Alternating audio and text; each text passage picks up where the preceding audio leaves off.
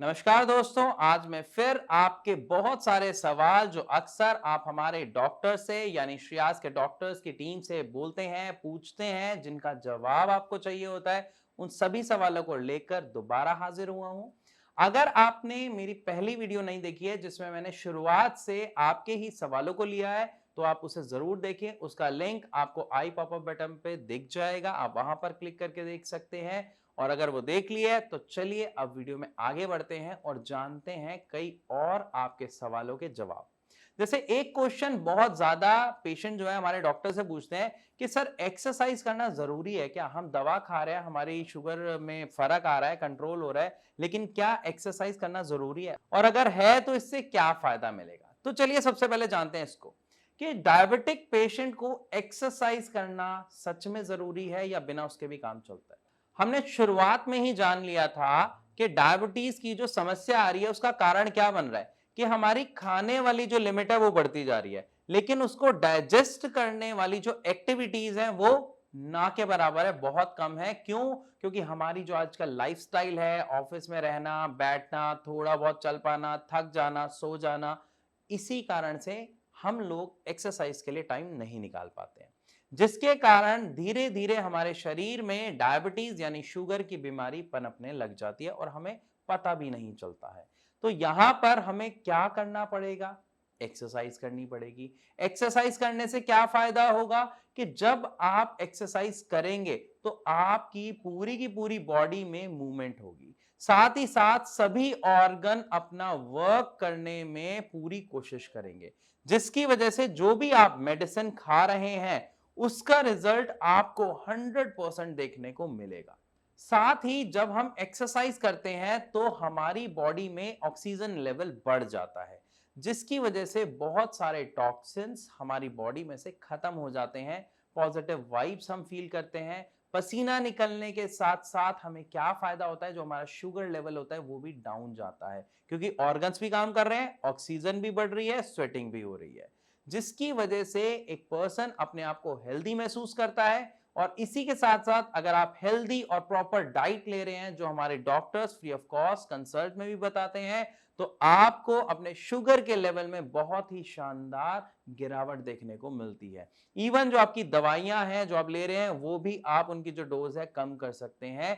क्यों? क्योंकि ऑलरेडी आपका जो ऑर्गन है, जो पेनक्रियाज है, जो इंसुलिन है, वो सपोर्ट करना शुरू कर देता है, वर्क करना शुरू कर देता है। लेकिन आप अपनी डोज को अपने मन से कम बिल्कुल मत कीजिएगा।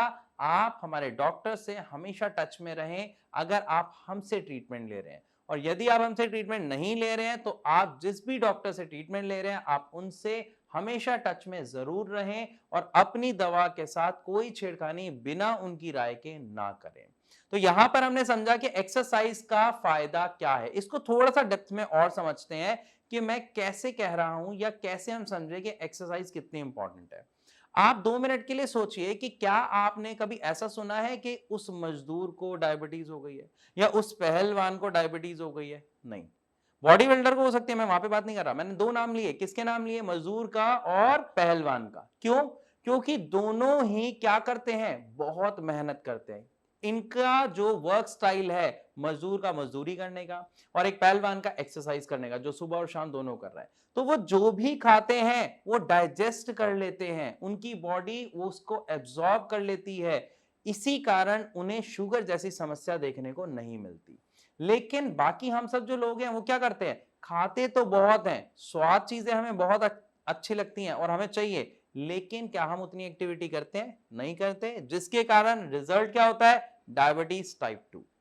तो आई होप आपको यह भी समझ आ गया। अब एक और सवाल हमारे पेशेंट्स पूछते हैं कि सर खाना, जो भी आप खाने के लिए हमें कहते हैं या जो भी हम खाते हैं आप उसमें बताते हैं कि शुगर की मात्रा ज्यादा है, यानी ग्लूकोज उससे ज्यादा बनेगा। अब ये कैसे पता चलेगा और क्यों इसमें ज्यादा होता है और क्या खाएं?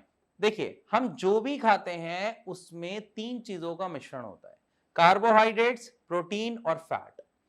जब हमारे खाने में अगर कार्बोहाइड्रेट और फैट की मात्रा ज्यादा होती है तो वो कन्वर्ट होता है डायरेक्ट ग्लूकोज में, जिसके कारण क्या होता है?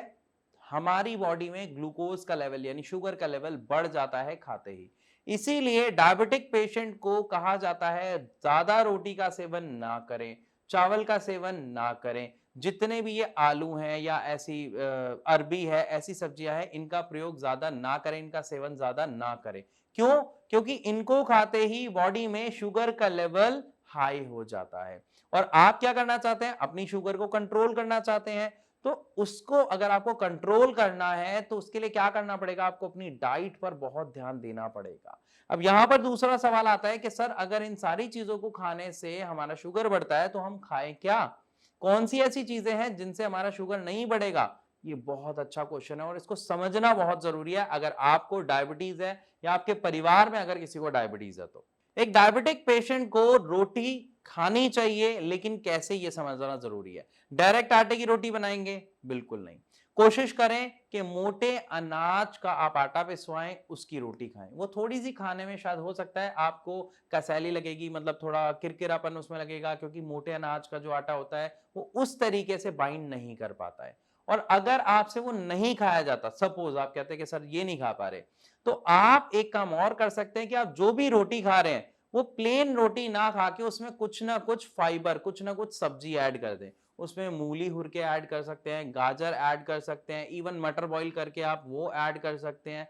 कोई भी ऐसी चीज जो आप रोटी में डाल के खा सकते हैं जिससे आपके शरीर में फाइबर जाए, आप वो ऐड करें और खाएं। इससे आपको फायदा क्या मिलेगा कि आपकी बॉडी में डायरेक्ट गेहूं का आटा ना जाके साथ में क्या जाएगा? फाइबर की मात्रा बढ़ेगी। साथ ही आपके शुगर लेवल को उतनी स्पीड से बढ़ने नहीं देता, क्योंकि आप नंबर ऑफ रोटीज ऑटोमेटिकली कम खाएंगे। तो आई होप आपको यह बात समझ आई कि हमें अपने खाने की स्टाइल में क्या चेंजेस करने चाहिए अगर आप एक डायबिटिक पेशेंट हो। यहां पर मैं आपको एक चीज और कहना चाहूंगा, इवन रिक्वेस्ट करना चाहूंगा कि अगर डायबिटीज से जुड़ा कोई भी आपका सवाल है जो आप हमसे पूछना चाहते हैं, तो आप कमेंट के माध्यम से अपने सवाल हमसे पूछ सकते हैं। हम आपके सवालों को अपनी वीडियो में शामिल करेंगे और उनका जवाब आपको जरूर देने की कोशिश करेंगे। तो आई होप ये दो चीजें आपको समझ आ गई कि एक्सरसाइज की इंपॉर्टेंट क्या है, दूसरा डाइट हमें किस तरीके से लेनी चाहिए। अब डाइट में क्या क्या लेना चाहिए और क्या क्या नहीं, एक डायबिटिक पेशेंट को, एक शुगर पेशेंट को, यह समझना बहुत जरूरी है। अब खाने की अगर हम बात करते हैं तो बहुत सारे पेशेंट का एक सवाल होता है कि सर सब्जी तो चलो हम रोटी सब्जी तो खा ही रहे हैं, लेकिन हम फ्रूट्स भी खा सकते हैं क्या? थोड़ा सा खा सकते हैं क्या? और अगर खा सकते हैं तो कौन सा खा सकते हैं? यहां पर आपको एक कंसेप्ट समझना है, और अगर आप वो समझ गए तो आप खुद डिसाइड कर सकते हैं कि आपको फल खाने हैं या नहीं खाने हैं, और अगर खाने हैं तो कौन से खाने हैं। अगर हम बात करते हैं सब्जी की और फल की, तो सबसे पहले एक बात बताइए, इनकी न्यूट्रिशियस वैल्यू, यानी आपको जो आपको लगता है आपको इसमें विटामिन मिल रहे हैं, मिनरल्स मिल रहे हैं, जो भी इसमें पावरफुल कंटेंट आपको मिल रहा है, इन दोनों में फर्क क्या है, सब्जी में और फ्रूट्स में? आप जान के हैरान रह जाएंगे कि दोनों में कोई फर्क नहीं है। दोनों सिमिलर हैं, दोनों में आपको विटामिन मिलते हैं, दोनों में आपको मिनरल्स मिलते हैं, लेकिन सिर्फ एक फर्क क्या? फ्रूट्स में फ्रुक्टोज होता है, यानी मिठास होती है, और सब्जी में मिठास नहीं होती है।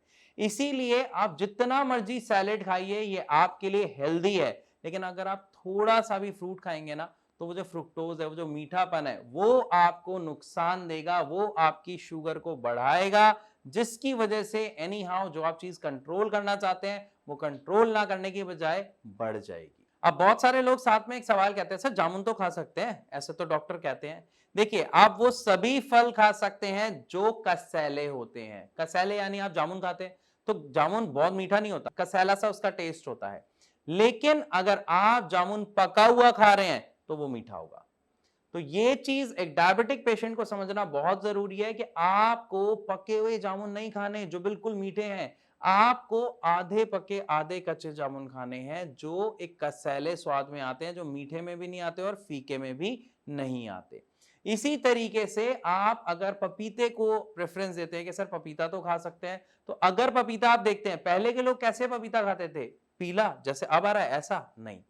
पहले अक्सर पपीता किसको हम कहते थे या किसको देते थे? जो बीमार होता था, क्योंकि हम उस टाइम पपीता कैसे खाते थे? जो हरा होता था, कच्चा होता था, वो कड़वेपन में आता था, लेकिन वो फायदा देता है। तो अगर आप पपीते को प्रेफरेंस देते हैं या खाना चाहते हैं, तो आपको क्या ध्यान रखना है कि अत्यधिक पका हुआ पपीता आपको नहीं खाना है। आप थोड़ा सा कच्चा पपीते को प्रेफर करें ताकि आपको उससे फायदा मिले। लेकिन यहां पर मैं एक चीज की रिक्वेस्ट आपसे और करूंगा कि कोशिश करें कि आप फ्रूट्स को अवॉइड करें। जितना ज्यादा सैलेड आप खा सकते हैं, हरी पत्तेदार सब्जियां खा सकते हैं, वो खाएं, क्योंकि वो आपको बहुत ज्यादा फायदा देंगी, हर हालत में देंगी। इसी के साथ डाइट से जुड़े और भी कुछ क्वेश्चंस हैं जो हमारे पेशेंट्स अक्सर हमसे यानी श्रेयास के डॉक्टर से पूछते हैं कि सर हम ड्राई फ्रूट्स खा सकते हैं या नहीं। ध्यान से समझिए, ड्राई फ्रूट्स खाना आपके लिए हानिकारक हो सकता है, क्योंकि जैसे ही हम ड्राई फ्रूट्स की बात करते हैं, 2 मिनट के लिए सोचिए, अंगूर मीठे होते हैं। अब अंगूर को सुखा के अगर हमने किशमिश बना दी तो उसकी मिठास बढ़ गई या कम हो गई? बढ़ गई ना, क्योंकि पहले एक अंगूर में आपको जितनी मिठास मिल रही थी, अब वो छोटी सी होगी, इतनी सी किशमिश में मिल रही है, तो वो कई गुना हो गई। तो वहां पर उसका जो नुकसान है वो भी कई गुना होता है। इसीलिए आप सब ड्राई फ्रूट्स को अवॉइड करें। लेकिन अगर आप फिर भी ड्राई फ्रूट्स खाना चाहते हैं तो आप बादाम को भिगो के, चने को भिगो के, या चना ड्राई फ्रूट नहीं है लेकिन मैं बता रहा हूं भिगो के आपको क्या खाना चाहिए जो फायदेमंद है, तो आप बादाम को भिगो के खा सकते हैं, किशमिश को भिगो के सिर्फ 2 या 3 आप खा सकते हैं। इसी तरीके से जो भी आप ड्राई फ्रूट खाते हैं, अगर आप अखरोट की गिरी खा रहे हैं तो उसको आप भिगो के ले सकते हैं, उससे आपको नुकसान नहीं होगा, आपको फायदा जरूर मिलेगा। और अगर आपको कमजोरी महसूस हो रही है तो आप इनको भिगो के रोजाना सेवन सुबह करना शुरू कर दीजिए। आपकी कमजोरी जो शुगर में आपको महसूस हो रही है वो दूर हो जाएगी। तो आई होप इस वीडियो में आपको अच्छे से समझ आया होगा। एक डायबिटिक पेशेंट के लिए एक्सरसाइज जरूरी है, साथ ही डाइट जरूरी है, और डाइट में हमें किस तरीके के प्रिकॉशंस बरतने हैं और किस तरीके के नहीं, और हमें क्या ध्यान रखना है और क्या नहीं।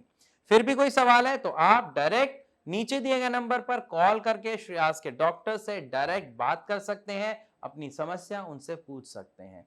इसी के साथ अब मैं आप सबसे चलने की इजाजत चाहूंगा। मिलूंगा अपनी अगली वीडियो में, तब तक के लिए नमस्कार।